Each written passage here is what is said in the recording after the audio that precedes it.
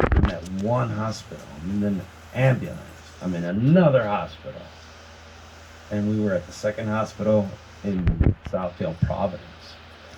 And they were getting ready to start the procedure of drilling holes into my skull. And their shit started fucking up. They canceled the operation there, and they were like, he's got to go to another hospital. So it was waiting for an ambulance that was large enough to transport me and the equipment I'm now plugged into. So it was like a good solid 10 hours before actual surgical attention was brought.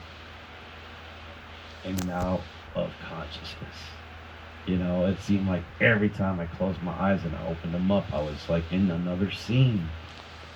You know, I'm in another hospital, or I'm in another ambulance, or I'm in another hospital, or I'm in another ambulance.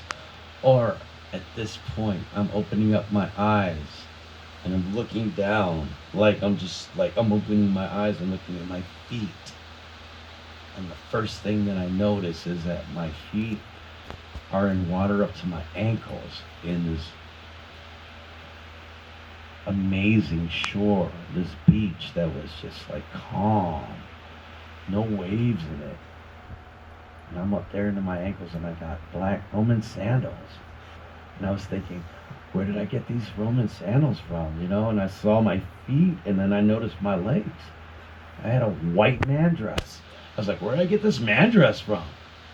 And at that point, I was like, where am I? Right, exactly. So I looked to my left. You know, as soon as I said, where am I hear music. That music was this. I know you want to leave me, but I refuse to let you go.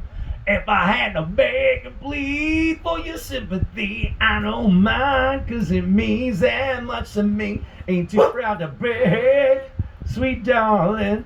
Please don't leave me, don't let me go.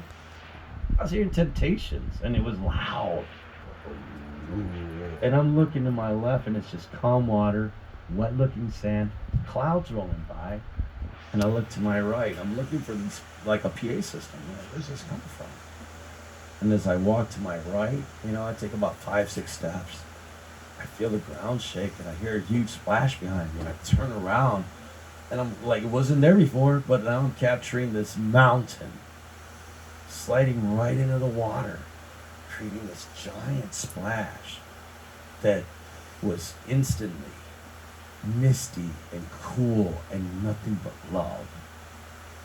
I was nothing but love. Sorry. This mountain looked like you took a mountain and you carved a mountain that looked like Zeus. This giant head. This boulder was chiseled out to look like Zeus's head. And you seen his, like these giant tree branches wrapped around that was just like muscular, you know, it was Zeus. You knew it was Zeus, but it was like somebody took a mountain and chiseled it out. And I looked at that mountain though, it's just like, that's God. At the base of the mountain, I see this little man walking towards me. And he's got nothing on except for like this little toga, you know, his shorts. And at first I thought it was a past relative. I was like, Billy? You got closer, and I was like, no, it's not Billy at all. He got closer to me, and I could see his eyes. And his eyes were huge. They were like, they encompassed his forehead, and they were circular. And they were perfectly blue like the sky. And you could see constant cloud vapor in them. And that was that moment that he got close to me where I could see cloud vapors moving in his eyes. And hit me. I was like, wow, his eyes are the sky. That's how he sees us. That's how he loves us, and that's how he feels us, and that's how he knows us all. We're part of him. We've seen this little old man with these big giant eyes, and I am just a simple molecule in his. And he comes up to me, and it really was like a Yoda moment, because he comes up and he's blinking his eyes frequently. And he's like holding this like a joke, like holding in this laughter, like and it was so quirky. Hardly anything that you would think is God. But he was like this, walking up to me. You're not supposed to be here yet. In that voice. And when he said that, I was just like, I'm thinking the same thing. I'm thinking I should be with my kids right now. He's like, no, you're not supposed to be here yet, but since you're here, I'll show you around. So he ushers me the walk with him on Heaven's shore. He's on my right and the water to my left. And I'm just feeling this love that's like when you're a baby and you're with your dad or your mom. And in unconditional love. And I was like, I'm with my dad. I'm looking at him and I'm just like, wow, so blown away. Now as we walked a little bit, I noticed somebody, an old man, like perhaps 80, 90 years old, 100 years old. He was old, but he was dressed up in like a luchador outfit. Blue tights and red trunks with his red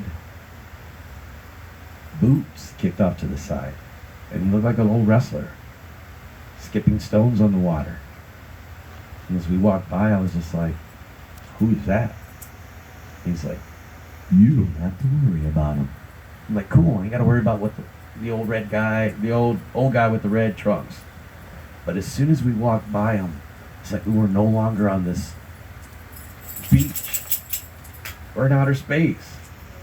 And I'm looking at the earth to my right. It's the size of a softball, grapefruit.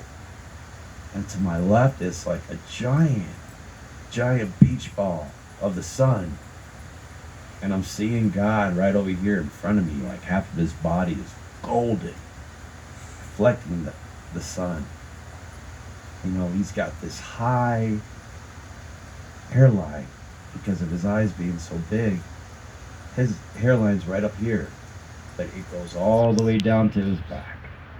And he's got like this silver, white, gray, like hair that is long, stringy, and curly. In outer space, it's just floating. And I'm looking at his golden body just reflecting half of it to the sun, and the other half is just dark.